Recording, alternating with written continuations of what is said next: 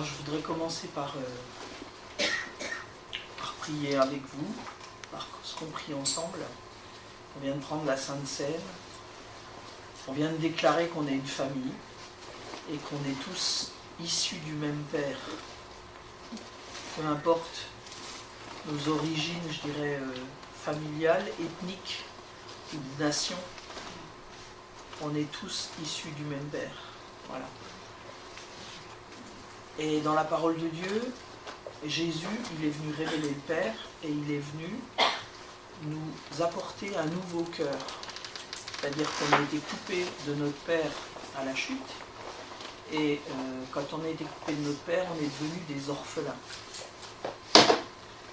Et l'esprit d'orphelin, tout à l'heure pendant la Sainte Seine, j'avais cette prière à cœur de dire que personne, Seigneur, aucun de tes enfants ne soit privé ni séparé de ton amour. Oui, le micro il était un peu loin, merci. Et j'ai à cœur qu'avant de prêcher, de vraiment introduire ce que le Seigneur a mis sur mon cœur par cette prière, où on va se positionner dans les lieux célestes. Parce que ce qui se passe sur la terre doit déjà avoir lieu dans le ciel. Que personne ici ne soit coupé de l'amour du Père et que tous vous puissiez ce matin recevoir, ou en tout cas, si vous l'avez déjà, encore aller puiser et être connecté et voir les choses comme Dieu les voit de son point de vue, avec ce cœur de fils et de filles adoptifs du Père. Voilà. Et c'est ça que je veux appeler, c'est ce décret-là que je veux proclamer dans le ciel, afin que le diable ne puisse pas vous voler l'amour de votre Père. Merci Seigneur parce que tu es présent. Merci Seigneur parce que tu nous le dis dans ta parole. Ta parole est la vérité. Et tu es fidèle et juste et tu accomplis ta parole. Tu es ce matin au milieu de nous. Parce que tu dis dans ta parole que là où 2 ou 3 sont assemblés, tu es au milieu d'eux. Et Seigneur, nous nous adressons à toi et nous proclamons que rien ni personne ne nous séparera de ton amour. Et Seigneur, ce matin, je veux libérer l'esprit d'adoption que tu nous as donné en Jésus-Christ, ton Fils bien-aimé. Que l'esprit d'adoption soit planté maintenant en chacun de nous et que l'esprit d'adoption soit réveillé en chacun de nous et que ce soit au travers de ce cœur de fils et de filles que nous entendions ce matin ce que tu as à nous dire, toi, notre Père. Amen. Amen. Amen, amen. Ouvrez vos cœurs, votre esprit. Amen. Amen. Et laissez Dieu vous bénir. Parce que Jésus dit, je suis le chemin, la vérité et la vie. Alors oubliez votre réalité pendant un temps là, ce matin. Mettez-vous au diapason du ciel. Amen. Amen. Alors j'ai reçu un titre qui est assez long.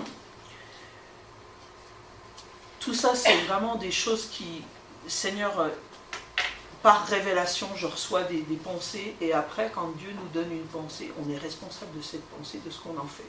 Soit on la laisse mourir, ou soit on la nourrit avec la parole, et puis dans la méditation, c'est-à-dire dans l'intimité avec le Père, et on va questionner Dieu. Parce que Dieu qui a fait la parole, Dieu qui est la parole qui a été faite chair, même en Jésus-Christ, Dieu qui a fait l'oreille, non seulement il n'est pas sourd, mais en plus il est un Dieu qui parle. Mais c'est vrai que Dieu ne parle pas, en tout cas Dieu ne parle pas n'importe où, n'importe comment, n'importe quand, et qu'il y a des dispositions pour entendre sa parole. Donc tout ça, c'est le fruit de pensées que Dieu a plantées dans mon cœur et de méditation, et j'ai envie de dire même de révélation. Moi j'appelle ça des révélations, des réveils. C'est-à-dire que c'est des pensées qui viennent de la parole, qui surgissent et qui vous habitent. Alors quand je dis habiter, c'est vraiment habiter, c'est des choses qui reviennent. Voilà, donc la prédication c'est ça. Donc mon titre c'est la clé pour ma destinée dépend de la qualité de mes relations. Donc quand on parle des relations, on parle de la relation verticales, mais on parle aussi des relations horizontales. Et j'ai vraiment, donc c'est ce que je vais essayer de, comment dire, de vous convaincre par la parole de Dieu, de vous exhorter, qu'il n'y a pas de relation possible avec le Père sans relation de qualité entre frères et sœurs. Et que le ministère de Christ, Jésus, je suis le chemin. Il nous a montré le chemin. Et le royaume de Dieu, c'est l'atmosphère du royaume de Dieu, c'est l'amour. L'amour. Mais l'amour, pas comme le monde donne. L'amour au point que Christ, que Dieu lui-même est venu mourir à notre place. Qu'il a tout payé, quoi. Voilà, je sais, les mots pour moi, quand je parle là, je trouve que les mots sont petits par rapport à la vérité, par rapport à la profondeur. Alors on va essayer de développer justement pour rentrer dans des profondeurs par rapport à ces mots, parce que souvent, ça c'est, comment dire, on est issu d'une pensée grecque, nous, les Français, et souvent on est des intellos. C'est-à-dire qu'on aime bien se masturber, excusez-moi, hein, la pensée, mais derrière on ne passe pas à l'action. Et les pensées, du coup, ça devient du vent. Alors une pensée en chasse une autre, hein, voilà. Et je crois vraiment, ça c'est aussi quelque chose qui fait partie de mon cœur, que Dieu veut ramener l'Église à ses racines. Le salut vient des Juifs. Et les Hébraïques, les Juifs, ont une pensée qui est différente de l'esprit grec. Voilà, et je bénis Dieu parce que j'ai été délivré de cet esprit depuis longtemps, mais maintenant, moi, c'est l'esprit grec, c'est quelque chose que je suis né avec, quoi. Je suis tombé dedans à la naissance et j'ai grandi. En France, on grandit avec cet esprit, cette façon de penser. Et on a toute une éducation, et tout dépend à l'âge où on se convertit. Moi, je me suis converti à 20 ans, mais c'est quand même long, j'ai 20 ans d'esprit, de pensée, même plus, parce que j'ai envie de dire, entre le moment où j'ai été délivré de cet esprit, le moment où j'ai commencé à comprendre. Voilà, donc Dieu nous rééduque au travers de sa parole, c'est-à-dire qu'il nous amène à penser comme lui pense. Et la parole de Dieu, elle pense différemment, oui, parce que la parole de Dieu, elle nous dit qu'on reconnaît un arbre à son fruit. Donc ça veut dire quoi? Il y a aussi un autre verset qui dit que la parole de Dieu, il faut la mettre en pratique. Si on ne pratique pas la parole de Dieu, on se trompe soi-même, on s'illusionne. Voilà. Donc la parole se pratique. La clé de ma destinée dépend de la qualité de mes relations. Je peux rêver de plein de choses. Je peux faire illusion. Mais si à l'intérieur, le royaume n'existe pas, je suis à côté de la plaque. Voilà. Et aujourd'hui, alors en fait mon message, je ne sais pas comment le cataloguer, mais peu importe, ça parle de l'Église. Parce que l'Église, c'est nous. Nous sommes, Christ est la pierre angulaire, nous sommes des pierres vivantes. Et nous sommes là, nous sommes le corps de Christ. Et je crois qu'on passe trop vite souvent là-dessus. C'est notre destinée, c'est ça. Nous sommes destinés à être le corps de Christ. Rien d'autre. Après, Jésus dit, c'est moi qui bâtis mon église et les portes de la mort et de l'enfer ne prévaudront pas contre elle. C'est moi qui bâtis mon église. C'est pas l'homme. C'est pas la pensée humaine. C'est pas l'envie humaine. Voilà. C'est peut-être, j'enfonce des portes ouvertes, mais je ne crois pas. Je crois vraiment que, en tout cas, pour en parler avec plein de chrétiens, je me dis, des fois on croit qu'on est sur la même longueur d'onde ou qu'on est ancré sur la même pierre angulaire, et je pense que non. Bon, déjà, en même temps, c'est pas un problème, parce que c'est le Saint-Esprit, c'est le travail du Saint-Esprit de nous conduire dans toute la connaissance de la vérité. On est tous en chemin ici, moi y compris. Hein. Et d'ailleurs, le Seigneur m'enseigne en même temps que je vous enseigne parfois, ou moi je reçois, voilà. Mais c'est le Saint-Esprit qui nous conduit dans toute la connaissance de la vérité. On est tous en chemin. Mais on croit des fois que des fois, on parle avec un frère ou une sœur et on croit qu'il est appuyé sur la pierre angulaire. Et on s'aperçoit que non. Donc, la pierre angulaire, c'est Christ. Et l'Église se bâtit sur la pierre angulaire. Alors, nous sommes des pierres vivantes. Alors, j'ai pas pris ce texte, mais il y a un texte dans Pierre, l'épître de Pierre, qui en parle. Mais j'ai pas pris tous les textes qui pourraient parler de tout ça. D'ailleurs, j'avais pas prévu du tout de rentrer dans le sujet comme ça. Pourquoi je vous dis ça? Parce que aujourd'hui, la pensée de Dieu par rapport à l'Église, elle est étouffée par toutes sortes d'artifices. Nous sommes dans une société d'image. Nous sommes dans une société qui fait beaucoup de bruit et qui aime bien passer vite aux choses. Hein. Voilà. On parle toujours d'évoluer, d'évolution, de modernité, de tout ça. Voilà, Bon, bref. Et nous aussi, on est dans ce bain. Et des fois, on ne se rend pas compte, quoi. On est dans cette vitesse et dans ce bain. Et on se contente parfois d'approximatifs ou d'images qui nous rassurent ou qui nous contentent. Ou en même temps, qui nous confortent. Et dans conforter, il y a confort. Oui, parce que, faut qu'on se le dise, on a un esprit qui est ramené à la vie, nous sommes une nouvelle création et créature, et en ce moment, Dieu a mis à cœur à Paul de nous emmener dans cette méditation de la nouvelle création avec tout ce que ça implique. Nous sommes une âme aussi qui a besoin d'être guérie, renouvelée et régénérée. On n'en est pas tous au même endroit, mais peu importe, on est tous en chemin. Et puis un corps. Alors, je ne sais plus ce que je voulais dire par rapport à ça, mais c'est pas... Amen. Oui, par rapport au monde. Et l'Église de Christ, Jésus dit que le royaume de Dieu, il est caché à l'intérieur de nous. Et c'est cette Église qui ne se voit pas avec les yeux de la chair qui importe le plus au Père.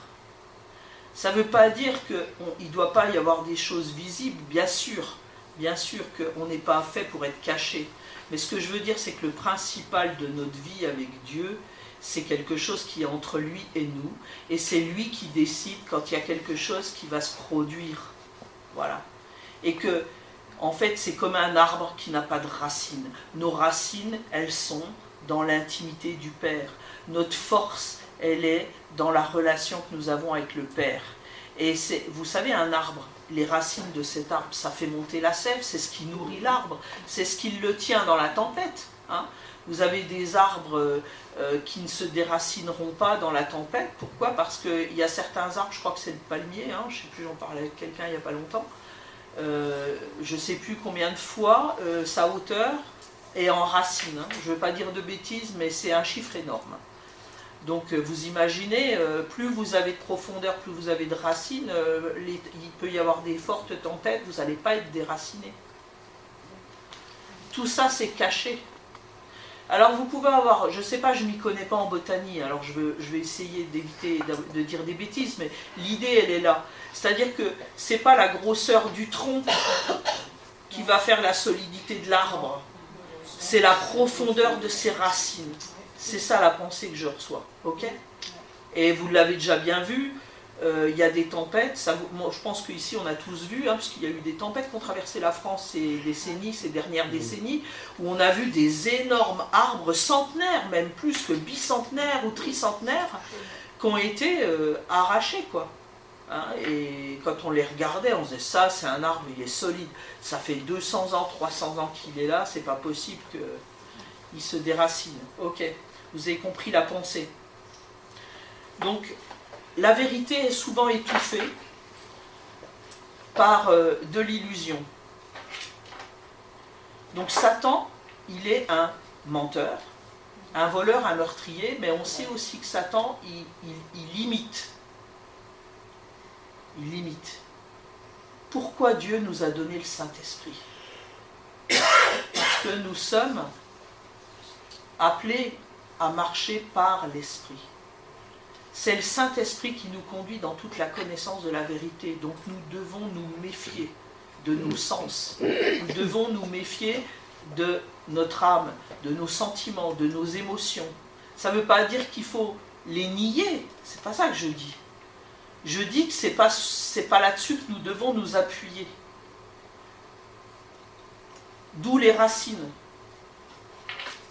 Alors, je voudrais, j'avais prévu de, bon, je pense pas que je vais vous le lire, mais je veux entrer, j'avais une introduction aussi, bon, tant pis, je suis déjà rentré dans le vif du sujet, mais je voulais planter le décor. J'ai un livre qui s'appelle « Vivre l'Église, aimer l'Église ». Et dans ce livre, ce qui est dit, c'est que, donc je vais vous résumer, mais je le prends parce que j'ai besoin d'avoir une conduite. C'est pas la structure qui compte. Maintenant, on a un problème, nous, Église de Christ, en France. Enfin, on a un problème, on n'en a pas qu'un, mais en fait, ce que j'ai à cœur, c'est de vous mettre un contexte dans lequel on vit, dans lequel on évolue. Et ce contexte, c'est dans ce contexte-là qu'on doit être la lumière et le sel de la terre. Et pourquoi j'ai à cœur de planter le contexte, c'est pour vous montrer qu'avec vos petits bras, votre petit cerveau, sans l'Esprit de Dieu, c'est impossible. Impossible. Impossible d'être une lumière, impossible d'être le sel de la terre. Pourquoi? Parce que nous sommes l'Église de 2018 et bientôt 2019. Nous sommes à 2000 ans, à peu près, de la croix et de la première Église. Et pendant ces 2000 ans, l'Église, elle n'a pas toujours été glorieuse, en tout cas, celle qu'on appelle l'Église. Hein. Il y a eu des moments d'obscurantisme, et d'ailleurs, on reçoit à nouveau aujourd'hui des révélations. C'est-à-dire que ce qui a été enfoui, enterré, perdu, entre guillemets, Dieu nous le redonne par l'Esprit aujourd'hui. Parce que la parole de Dieu, elle dit que la gloire du dernier temple sera plus grand que le premier. Alors bien sûr, le premier temple, on pense au temple de Salomon. Le dernier temple, on en a parlé, on parle des pierres vivantes que nous sommes. Hein, le dernier temple, il s'agit d'Israël et de toutes les nations. Ensemble, on est greffé sur l'olivier. Enfin, on est greffé sur Christ surtout. Voilà, ce n'est pas le thème de c'est pas mon sujet, donc je ne vais pas développer plus que ça. Qu'est-ce qui s'est passé? On a sorti Dieu de tout. Donc oui, l'Église, le christianisme est en crise en Occident. Pourquoi? Parce que nous avons évincé Dieu de nos familles, de nos écoles, de l'économie, de la politique, du domaine de la santé, des arts, de la science, des médias. Mais le vide intérieur, la recherche de la vie, de la réussite, de l'accomplissement, de la sécurité sont néanmoins toujours là. Qu'est-ce que je veux dire? Je veux dire que depuis qu'on est séparé de Dieu, l'homme est à la recherche du paradis perdu. Vous l'avez déjà entendu ce truc-là. Ouais. Et qu'est-ce que l'homme fait? L'homme sans Dieu, ou l'homme qui n'est pas connecté au Saint-Esprit et qui n'obéit pas au Saint-Esprit, il recherche quoi? La paix, la joie, le bonheur, le confort, la satisfaction, la sécurité. Ok? Voilà. Et la solution de Dieu à ces hommes perdus qui cherchent le paradis perdu, c'est qui? C'est nous. C'est nous, l'Église.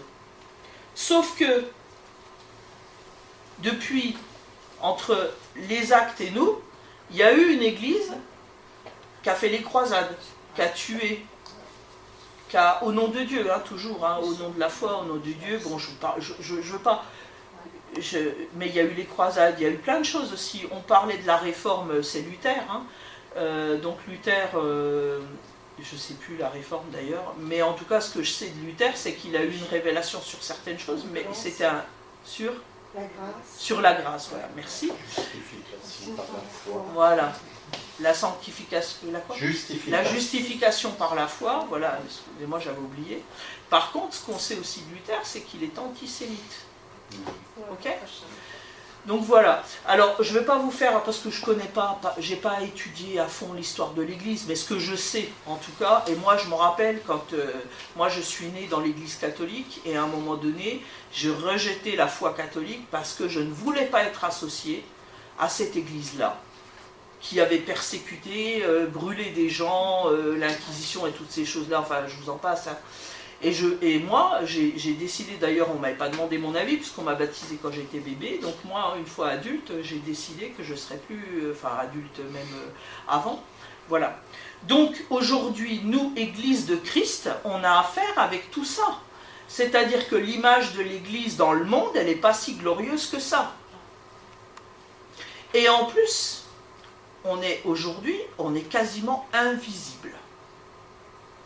Voilà. Je ne dis pas ça pour qu'on se décourage, parce que la suite, vous allez voir que Jésus a dit « Je suis le chemin, la vérité et la vie ». Donc Jésus, il est en nous par l'Esprit, et nous avons le chemin, la vérité et la vie en nous. Maintenant, il faut être connecté à ce chemin, cette vérité et cette vie. Et c'est dans l'intimité avec le Père que nous allons comprendre à quoi nous sommes destinés. Alors là, je parle de l'Église. Mais chacun d'entre nous, nous avons une fonction dans le corps de Christ. Puisque l'apôtre Paul nous explique que l'Église est comme un corps. Hein. Nous ne sommes pas tous des mains, nous ne sommes pas tous des oreilles, nous ne sommes pas... Mais chacun d'entre nous, un corps qui n'a pas deux mains, un corps qui n'a qu'un bras, par exemple, c'est un corps qui est handicapé. Hein, qui ne pourra pas fonctionner avec son plein potentiel. Donc on a besoin de tout le monde dans l'Église. Et la vision de Dieu par rapport à son corps, c'est pas qu'il y a... Moi je suis là, je suis en train de prêcher. Vous êtes en face de moi, vous écoutez ce que le Seigneur a mis dans mon cœur. Mais je ne suis pas supérieur à vous. Dieu ne voit pas les choses comme ça. Il est le roi des rois. Nous sommes tous des rois. Moi, vous, il n'y a pas un roi qui est au-dessus de l'autre, à part le roi des rois. Amen. Amen. Et c'est à lui qu'on doit être connecté. Et c'est lui qui va nous donner... D'ailleurs, notre identité, elle est en lui. C'est lui qui nous a donné cette identité de roi. Donc, l'Église, c'est quoi? L'Église, c'est le corps de Christ. Donc, le corps de Christ doit développer le caractère de Christ, la personnalité de Christ. Donc l'Église, c'est quoi? Avant de faire, c'est d'être. Et c'est ça. Ta destinée dépend de la qualité de tes relations. Alors maintenant, donc, ce que je veux vous dire par là, c'est qu'en fait, la forme que l'Église, elle prend, elle est au service de ce que l'Église doit être.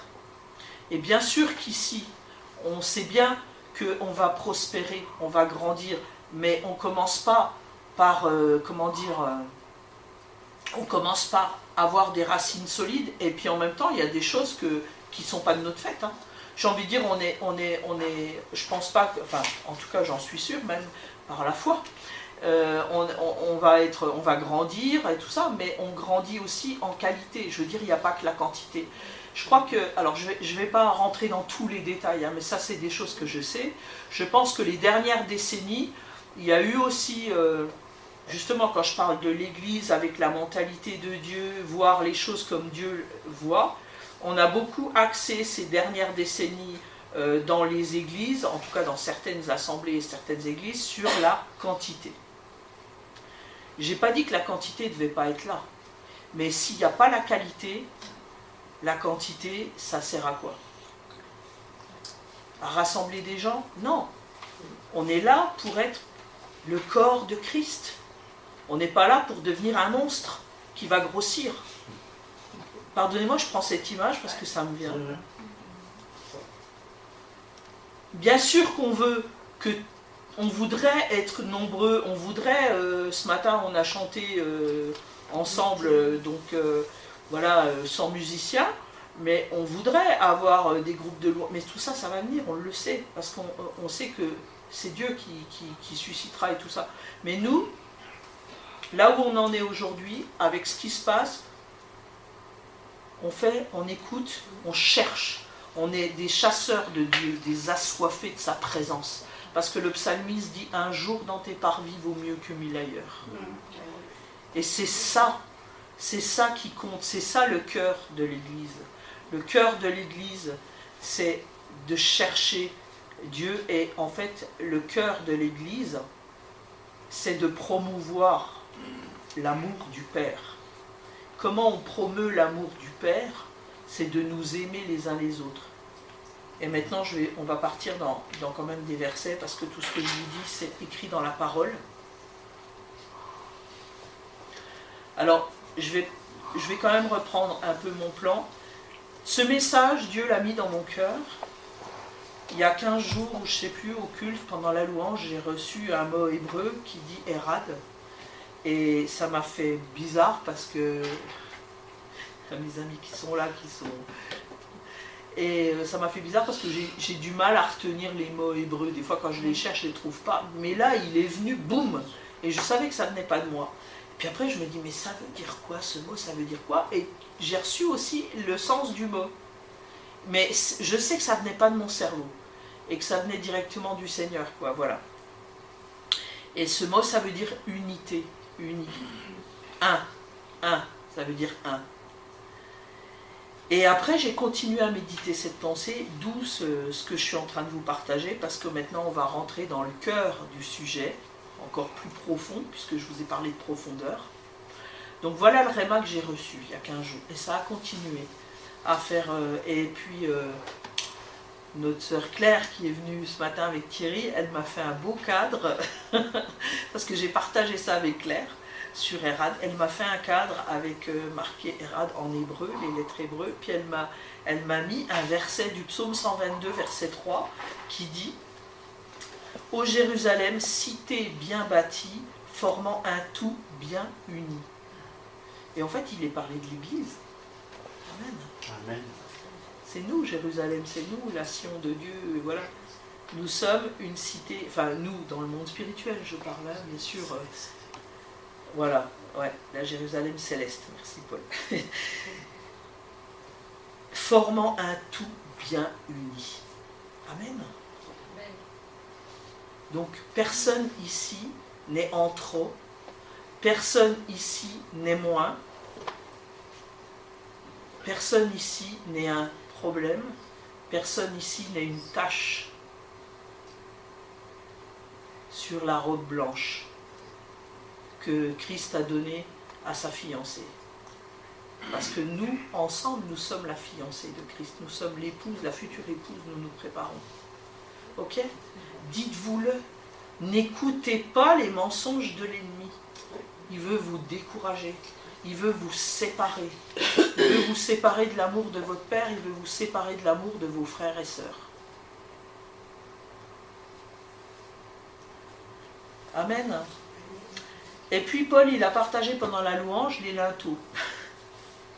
Et en préparant cette prédication, j'ai reçu « Porte élevez vos linteaux ». Et c'est un chant. Et après, je suis allée chercher, c'est le psaume 24. Et « Porte élevez vos linteaux, que le roi de gloire fasse son entrée ». Alors moi, je dis « Seigneur, ça veut dire quoi avec le message que tu m'as donné avec Erad uni, donc ça veut dire quoi? Et le Saint-Esprit m'a donné la pensée qui accompagnait, c'était augmenter dans l'amour. Élever les linteaux de la porte, ça veut dire monter dans l'amour. Mais dans l'amour, justement, c'est le standard du ciel. Parce qu'en fait, les portes du ciel, vous voyez la porte là, elle laisse passer un homme.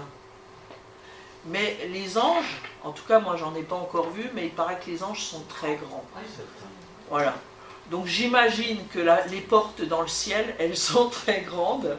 Et je ne connais pas la taille du Seigneur, mais je pense que, je sais pas la stature de Christ vraiment, mais je pense qu'il est peut-être très grand aussi, puisque s'il y a des anges très grands. Hein, voilà. Donc, élever vos linteaux, c'est aimer selon les standards du ciel, c'est-à-dire aimer comme Dieu aime. C'est l'amour de Dieu en nous, qui est, comme on le sait, un amour inconditionnel, et qui est l'amour que Jésus nous donne en disant « vous aimerez ceux qui vous font du mal, ceux qui vous maudissent ». Donc pas aimer ceux seulement qui nous aiment, parce que les païens ils font pareil, ça aussi c'est marqué dans la parole. Hein. Voilà, un amour divin, un amour divin. Sans cet amour divin, nous ne tiendrons pas. Et ça, c'est la culture de l'honneur, c'est-à-dire que nous rendons le bien pour le mal. Et sans Dieu, c'est pas possible. Ou alors, vous n'êtes pas des terriens comme moi. Ok. J'ai aussi reçu par rapport à l'amour, mais on ne va pas tous les faire, Ésaïe 54, 2. Depuis longtemps, le Seigneur me dit, c'est pourquoi élargis l'espace de ta tente et déploie largement les toiles qui t'abritent, ne les ménage pas, allonge tes cordages, assure tes piquets, car tu te répandras sur ta droite et ta gauche, et ta postérité conquérera des nations et peuplera des villes devenues solitaires.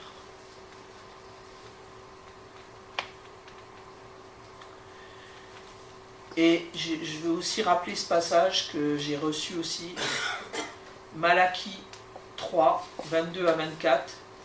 Rappelez-vous la loi de Moïse, mon serviteur, à qui j'ai prescrit en Horeb des ordonnances et des lois pour tout le peuple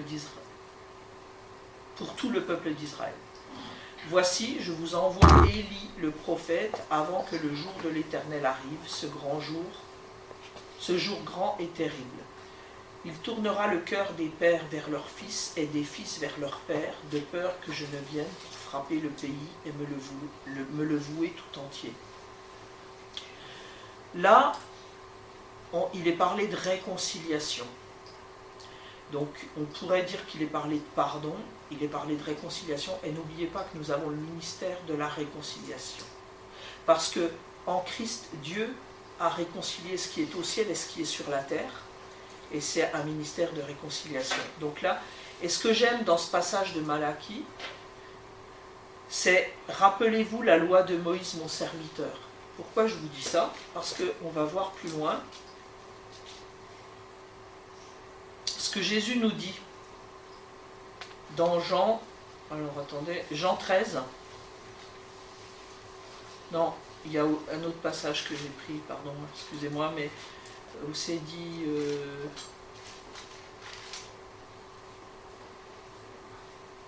tu aimeras le Seigneur, c'est celui-là, ah oui, non, c'est pas ça. Alors est-ce que c'est Jean 13, 35 ou c'est...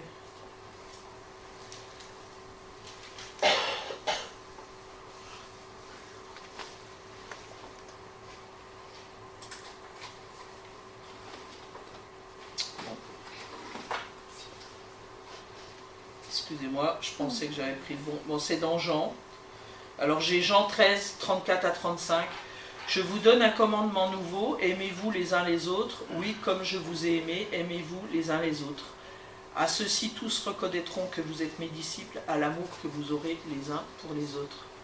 Donc on voit bien que l'Église ne peut pas être visible dans ce monde si elle ne s'aime pas, si elle n'a pas l'amour de Christ, si les frères et les sœurs ensemble enfin les frères, s'il n'y a pas cet amour entre nous, si on ne construit pas la communauté de l'Église avec cet amour. Mais pourquoi je parlais d'Horeb, pourquoi je parlais de Malachie? Parce qu'il y a un autre passage dans, je sais que c'est dans Jean aussi, mais je croyais que je l'avais pris, mais je ne sais pas où je l'ai mis, qui dit, Jésus nous rappelle l'Ancien Testament qui dit « Tu aimeras le Seigneur ton Dieu de tout ton cœur, de toute ta pensée, de toute ta force, et ton prochain comme toi-même, et si tu fais cela, tu accompliras toute la loi. » Voilà. Et c'est pour ça que quand on prend dans Malachie, ce que je vous ai lu avant, on voit que l'amour, puisque Malachie 3, 22 à 24, avant de rappeler le ministère de la réconciliation, qui est un ministère de grâce, de pardon et d'amour, hein, c'est évident, c'est un des autres aspects de l'amour, rappelez-vous la loi de Moïse, mon serviteur, que j'ai prescrit à Horeb des ordonnances et des lois pour tout le peuple d'Israël. On voit bien que la loi, elle n'est pas annulée, elle est juste accomplie, et que l'amour accomplit toute la loi. Parce que quand on aime, on ne peut pas faire du mal. Et ça, c'est dit dans la parole plus loin, c'est dit dans les épîtres de Jean. Voilà. Pourquoi je vous dis tout ça aussi? Je reviens au contexte dans lequel on est. Et je veux essayer que les choses, que ce qu'on est en train de vivre aujourd'hui, il faut qu'on comprenne, il faut qu'on discerne. Ça, ceux qui me connaissent, ils m'entendent souvent dire ça. Il faut qu'on soit des Issachar qui discernons les temps. Et on vit dans les temps de la fin, c'est vrai. Alors, dans combien de temps tout ça va s'arrêter, nul ne peut le dire. Hein. Mais en tout cas, on sait que, comme dit l'apôtre Paul, chaque jour qui passe, on se rapproche de la fin et de notre salut. Hein, voilà. Donc dans Matthieu 24, 7 à 14, Dieu nous parle. Donc en effet, on verra se dresser une nation contre une nation, un royaume contre un royaume. Il y aura des famines et des tremblements de terre en divers lieux. Mais ce ne sera que les premières douleurs de l'enfantement. Alors on vous persécutera et on vous mettra à mort. Ça, peut-être que nous en France, on ne le vit pas encore. Peut-être qu'on ne le vivra pas. Mais en tout cas, il y a beaucoup de chrétiens dans beaucoup de nations qui le vivent. Hein.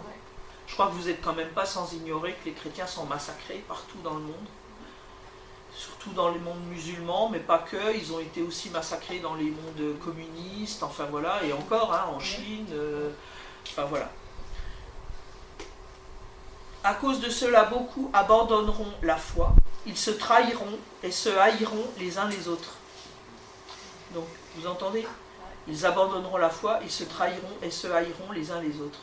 Donc, si nous n'élevons pas les linteaux de nos portes dans nos cœurs, nous ferons partie de ces gens-là. Nous abandonnerons la foi et nous allons nous haïr. Vraiment, je le dis avec sérieux parce que j'entends... Souvent, vous m'entendez, Dieu crie, mais j'entends le cri de Dieu. Je crois que Dieu nous parle fortement là. L'amour, l'amour, l'amour. Il faut vraiment que nous montions dans l'amour, que nous élevions les linteaux de nos portes. Je le dis pour moi aussi. De nombreux, alors à cause de cela, beaucoup abandonneront la foi, ils se trahiront. Ils se trahiront, vous entendez? Ils se trahiront. Et se haïront les uns les autres. De nombreux faux prophètes surgiront et ils tromperont beaucoup de gens. Parce que le mal ne cessera de croître, écoutez la suite, l'amour du plus grand nombre se refroidira. Comprenez que l'Église, nous sommes le thermostat du monde. Le thermostat, il sert à quoi? Il sert à maintenir la température, à empêcher que ça gèle. En enfer, pardon. Non. Ok, le thermostat, c'est ça notre... Toutes les nations. Alors, je reviens. Mais celui qui tiendra bon jusqu'au bout sera sauvé. Oui, le salut est gratuit. Jésus nous a appelés. Nous sommes sauvés en espérance. Je suis le chemin, la vérité et la vie. Donc il y a un chemin à choisir et à prendre. Et dans l'Ancien Testament, Dieu, quand il parle à Israël, il dit « Voici, j'ai mis deux chemins devant toi. Le chemin de la vie, le chemin de la mort. Choisis la vie afin que tu vives. » Et c'est pareil, c'est ce que Dieu nous dit. Nous avons le Saint-Esprit en nous. Nous sommes la demeure de Dieu. Nous ne sommes pas seuls. Jésus nous le dit « Je suis avec vous tous les jours de votre vie. » Mais à l'intérieur de nous. Allons le chercher. Il n'est pas à l'extérieur, il est à l'intérieur. Et sans ça, nous ne tiendrons pas. Mais celui qui tiendra bon jusqu'au bout sera sauvé. Cette bonne nouvelle du règne de Dieu sera proclamée dans le monde entier pour que tous les peuples en entendent le témoignage. Alors seulement viendra la fin. Ce que je voulais aussi vous partager, c'est que dans ce passage de Matthieu 7 à 14, sous les versions françaises de la Bible parlent de nation. En fait, le mot grec, c'est ethnos. Ça veut dire ethnie. J'attire votre attention là-dessus, puisque même déjà dans cette assemblée, nous sommes plusieurs ethnies. Et en France, la France est un pays, on l'entend, hein, voilà. La France est un pays où il y a plusieurs ethnies. Donc, on n'est pas obligé de partir missionnaire au fin fond. On peut être missionnaire dans notre pays. Amen. Et Dieu amène différents peuples en France aussi pour qu'ils entendent l'évangile. Amen. Et c'est pas mon sujet, mais faites attention aussi aux discours xénophobes. Voilà. Hein, je ne suis pas pour l'envahissement, je ne suis pas pour me faire, comment on dirait, dominer par un peuple ou une religion comme l'islam et tout ça. Je le dis, je suis filmé, je l'assume. Mais ne laissons pas entrer, là aussi élevons nos linteaux. Il n'y a que l'amour divin qui gardera nos cœurs de ce refroidissement d'amour, parce que le racisme, l'antisémitisme sont des forteresses. C'est plus que des principautés, c'est plus que des démons, c'est des forteresses. C'est des forteresses qui sont nourries dans le monde depuis des siècles et qui reviennent en première ligne. On a cru, après la Deuxième Guerre mondiale, après la Shoah, la Shoah, entre guillemets, quand on voit des statistiques qui nous disent que 27% des jeunes en France ne savent pas ce que c'est que la Shoah, n'ont jamais entendu parler de ça, ça vous dit déjà quelque chose. On passe vite les pages.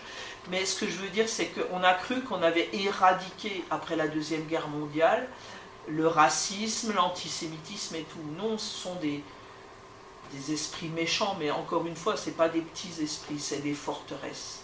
Et contre ces forteresses, c'est les armes spirituelles, mais c'est l'amour de Dieu en nous qui peut vaincre ces forteresses. Voilà. Il n'y a que l'amour de Dieu qui est au niveau du mal qui se développe, quoi. Je veux dire, c'est... Alors, ça rampe des fois, mais c'est là, dites-vous-le. Et on ne peut pas tenir autrement. Voilà, et je voulais attirer aussi votre attention encore 5 minutes et je vais terminer. Pour parler des ethnies, ethnos. On voit que l'Église, et c'est vrai que ça fait longtemps, je ne savais pas pourquoi, mais aujourd'hui je le sais et je peux le prouver Bible en main.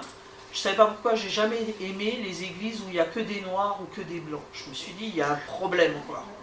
Je me suis toujours dit qu'il y avait un problème. Alors qu'il y ait une église que des noirs en Afrique noire, ça ne me surprend pas. Mais des églises noires en France, excusez-moi, mais ça m'attriste. Voilà. Bon, et en fait, c'est vraiment en lisant ces textes que j'ai compris, il n'y a pas, peu importe la couleur, peu importe notre culture, puisqu'en fait, on est appelé à être unis par le Saint-Esprit. Donc en fait, notre culture, notre mentalité, elle doit être renouvelée, Romains 8, renouvellement de l'intelligence, et on doit être amené à penser comme Dieu pense, à voir comme Dieu voit, à aimer comme lui, il aime. Et bien entendu, je ne vous ai pas lu, mais si vous prenez Ésaïe 11, je ne vais pas vous le lire, mais je vous donne la référence. Ésaïe 11, il est dit que Dieu ne regarde pas l'apparence. Alors, c'est que j'ai ça. Ésaïe 11, 2 à 3. Il est parlé de Jésus, et il est parlé du Saint-Esprit. Moi aussi, je vais quand même vous lire. L'Esprit de l'Éternel repose sur lui, et cet Esprit lui donnera le discernement, la sagesse, le conseil et la force. Il lui fera connaître l'Éternel et s'attacher à lui. C'est exactement le Saint-Esprit qu'on a en nous. On a ce guide en nous, cet ami en nous. Son plaisir sera d'obéir à l'Éternel. Il ne jugera pas d'après les apparences et n'arbitrera pas d'après les oui-dire. Voilà. C'est la seule chose qui peut nous garder, nous tromper et nous garder du mensonge. Parce que ne regardons pas aux apparences.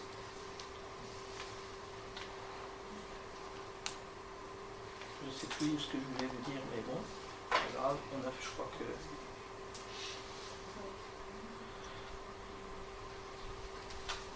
Oui, donc je vais terminer par deux versets, et puis peut-être que j'ai oublié. Bon, par deux versets, allez. Mes chers amis, aimons-nous les uns les autres. Donc 1 Jean 4, versets 7 et 8. Mes chers amis, aimons-nous les uns les autres, car l'amour vient de Dieu. Celui qui aime est né de Dieu et il connaît Dieu.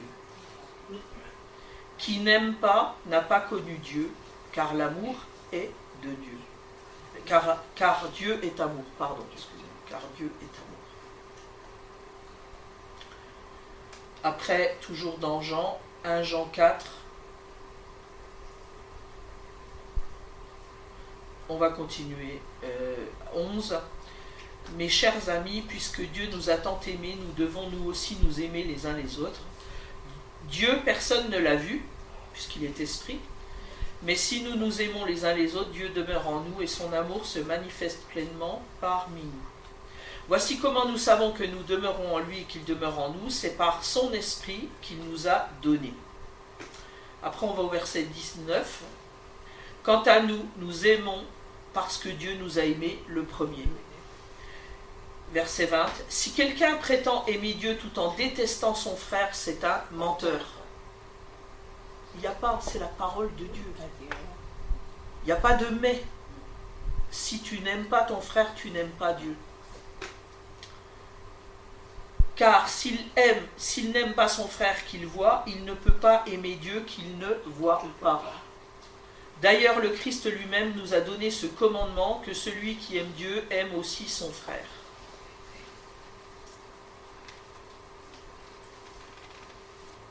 Amen.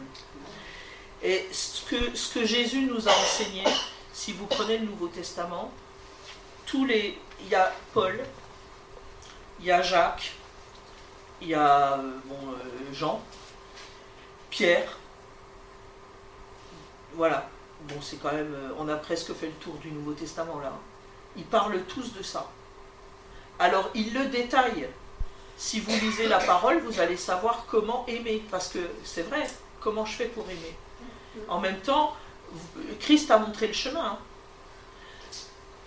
Je vais arrêter de terminer, mais je vais vraiment terminer là. Et puis après, ceux qui veulent la prière, avec plaisir, je veux prier pour vous, on va prier pour vous. S'attacher à Jésus. C'est pas s'attacher, bien sûr que c'est s'attacher, on est intime avec lui, ok ? On est intime avec le Père. On est réconcilié avec Dieu par Christ. Mais Jésus nous a montré le chemin. S'attacher à Jésus, c'est s'attacher à faire les œuvres qu'il a faites. Il est notre modèle suprême. Et il dit bien qu'on fera de plus grandes œuvres que lui. On le voit le chemin là, c'est quand même assez clair. Voilà. Et lui en nous peut rendre... Jésus, il était un avec le Père. Alors j'aurais pu vous emmener dans l'évangile de Jean, parce que vraiment il y a tout ça. Hein. Comme il est un dans le Père, nous sommes un en lui.